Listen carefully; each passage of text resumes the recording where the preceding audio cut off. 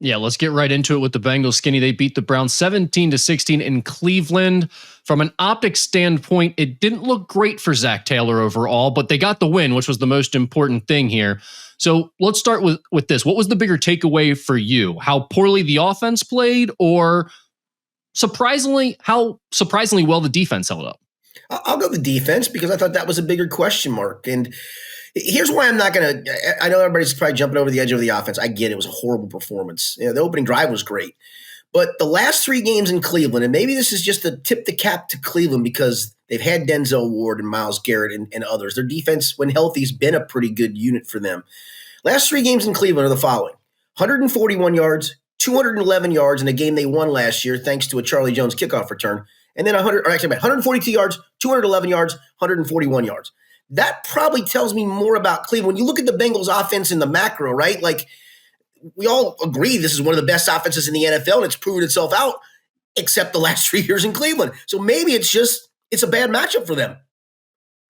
I think that's fair. Don't you think there's like some pride in there, like for Zach Taylor and this Bengals offensive staff of like, we're not going to let that happen against Cleveland again? Because it's not like Cleveland shuts down every team they play. I agree that maybe it's a bad matchup for the Bengals for whatever reason, but you almost wonder, Skinny, if they're paying too much attention to Myles Garrett when they play. I was literally going to say that. I think that's all they talk about from Dan Pitcher, the offensive coordinator. I respect a ton and think he's really good at it. And I think he's going to be in line if the Bengals have the year everybody hopes they have to be a head coach.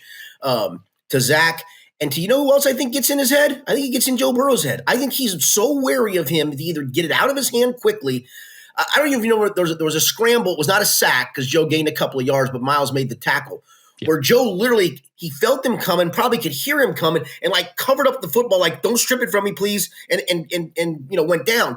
I think he gets in his head. I think the other part is Denzel Ward is just a nightmare matchup for Jamar Chase. And so when he takes Jamar Chase out of the mix, and that allows them to maybe cloud other places, I just don't know if there's a lot of places to go with the football for them. Yeah, it's tough because I think everything you're saying is logical there. I can get behind all of that. And yet there's still the part of me that wants to say, goodness gracious, week 1 against the Browns, can't get the ball to Jamar Chase, can't throw the ball downfield, can't score at all. Like, it feels so frustrating to be talking about these same exact things that we've talked about the last few years, and everything this year was supposed to be like, get started quicker, and they did get the win. So I don't want to gloss over that. I don't want to act like the sky is falling. Everything's fine, especially because if you're a Bengals fan, you've seen this offense improve. You don't have to freak out about this performance because the offense is really good and they'll probably figure it out. But it's just frustrating to be sitting in this spot talking about these things. And that's what I wrote after the game of don't apologize for the ugly win. Kind of hang your hat on. That was a pretty good defensive performance overall. And the fact you've seen this offense for the most part in NFL seasons within the Joe Burrow era have great success. It just seems to be this team gets in their head a little bit. And I think they probably play the game differently. I will say this, and I asked Zach Taylor this on Monday, and he kind of shoved it aside. And he's probably not wrong. And it probably came off as me picking on a guy. But the first drive of the game, Chase Brown carried 7 times for 29 yards. That was a drive they went down and scored a touchdown. And then Lucas Patrick got hurt and Dalton Reisner came in. And I thought Dalton played fine. Don't get me wrong. But after that, Chase Brown carried 14 times for 14 yards. I mean, did Lucas Patrick's injury affect the run game? I asked Zach that, and I think he thought I was probably pointing out that, it's Dalton's fault. And he said, there are other issues in the run game. And there probably were. I mean, don't forget, Chase Brown took a couple of big losses in that last drive, basically just to run out the clock. So I get some of that. But they were pretty effective when Lucas Patrick was in there at right guard. Yeah, and he's now on the IR, right? With the calf injury, he's going to miss at least 4 weeks. So, I mean, that could set them back somewhat. And again, you get back into why'd you wait so long to go out and get a Dalton Reisner? Maybe he would have been more prepared. Maybe it'd be more seamless there. Or maybe Lucas Patrick wouldn't even be your starter there. I give that guy a lot of credit. I'm glad Zach tipped his cap to him Monday when he was asked about Dalton because, as Zach pointed, he had been in 2 fully padded practices. He said, I wasn't worried so much about him from the head up because he told us that the day he came into town was they had their little mini break as players. They practiced on a Thursday and then they weren't coming back until that Labor Day. So kind of a long weekend for them. Dalton said, these guys deserve it. They've been through camp and all that. He goes, me, I'm going to have my head stuck in my playbook all weekend. And I think it showed. I mean, I don't want to undersell the job he did. That's why I don't feel fair in pointing out the run game sucked when Patrick went out and he went in, because I thought he held his own, especially for a guy that, I mean, he had to play about 3/4 of football with only 2 practices under his belt. That's a hell of an effort. Right. And you didn't really notice him. I mean, you could point out the run game statistics, which were a noticeable drop off, and maybe that was part of it. But in terms of like him getting beat or giving up sacks or like just being a revolving door there in the offensive line, that wasn't really the case, I don't think. No, right. I agree with you there. 2 of the sacks that Myles Garrett had came against Orlando Brown, and another one, McBride kid he came on, looked like a delayed blitz, and nobody picked him up. And so, I thought Dalton more than held his own. Yeah. I thought Al Golden has to be the biggest winner from this game. I mean, you come in and let's face it, all preseason we were sitting there going, okay, you're keeping it vanilla, but is this defense actually going to be any better? And Skinny, at least through week 1, granted, you're facing an old Joe Flacco and a Browns offense that probably isn't going to be very good this year, but it's the NFL, man. You don't apologize for playing well. And I thought the defense looked very solid. Yeah. Listen, they gave up a couple of long drives, an almost 10-minute drive, and then that drive to start the second half. And it almost was like his decision, I don't know if this will be the case in every game, was you're going to have to kill us by 1,000 paper cuts, because eventually you're going to make an error. You're going to make a mistake. You're going to commit a penalty or commit a turnover. And they did. They committed 2 turnovers, one that set up what turned out to be the game-winning field goal, and the other one that sealed the win. And, while you'd like to be a little more aggressive, especially against an older quarterback, I think his whole thing was, you're not going to make big plays on us. I'm going to trust my corners, and I'll be honest with you, Cam Taylor-Britt did not play well. In fact, Al told us on Monday when we talked to him that Cam literally came to him before they went to their defensive unit meeting and said, yeah, there's some stuff I got to clean up. I got you. And so, if you're going to do that, you're going to get beat on those crossers. And it felt like every time Cleveland needed one on 3rd and 4, they got an easy crosser. They found an easy route for a completion. But again, they only scored 16 points. And yeah, it was because of a missed extra point, because a kid missed a field goal. But I thought overall, for a defense that we were all scratching our head about, played great, especially against a run. 24 carries, 49 yards. And I think we shouldn't discount, B.J. Hill did not play in the preseason. Trey Hendrickson did not play in the preseason. You're missing 2 of your better linemen too. So I thought it did acquit itself well. Now it's going to obviously face way better offenses than Cleveland as the season rolls along, but what a nice confidence boost to start. A couple of guys that we talked about a lot in the preseason leading up to this. Logan Wilson was a name that we were questioning, like, has he lost a step? Is he going to be the same guy? He looked great, I thought. That looked so like prime time Logan Wilson to me.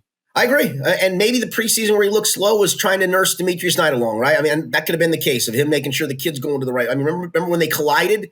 And, that was probably Demetrius Knight going the wrong way, because Logan Wilson's done it before. Demetrius had not. And I thought Demetrius had a great game. I mean, his athleticism showed up on a lot of plays. Yeah, Demetrius Knight, the rookie linebacker, had 10 tackles. I thought he looked really good in his first game. The other rookie that it's funny because Shamar Stewart, I thought looked really good at defensive end. He was plowing through guys, using his power, using his athleticism. I mean, he wasn't trying to be like run around you and beat you with his speed. Right. He was bull rushing guys, but then you felt the quickness and the speed once he got into you.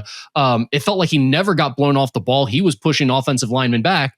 But then it's also notable, I think, Skinny, that he didn't record a statistic. I know all of his PFF numbers are going to be great and all the win rush rate and all that stuff's great, but no tackles, no sacks. That was kind of his whole thing in college, right? Yeah, I mean, his pass rush win rate was almost identical to Myles Garrett in that game. His PFF grade in pass rush was almost identical to Myles Garrett in that game. But yeah, that was, to your point, that was kind of the college thing of, okay, all sounds good. I mean, he was noticeable, there's no doubt. But he did, yeah. To your point, I was even stunned. So I did a thing off of Zach's press conference Monday, like 5 takeaways, and one of them was him talking about the rookies.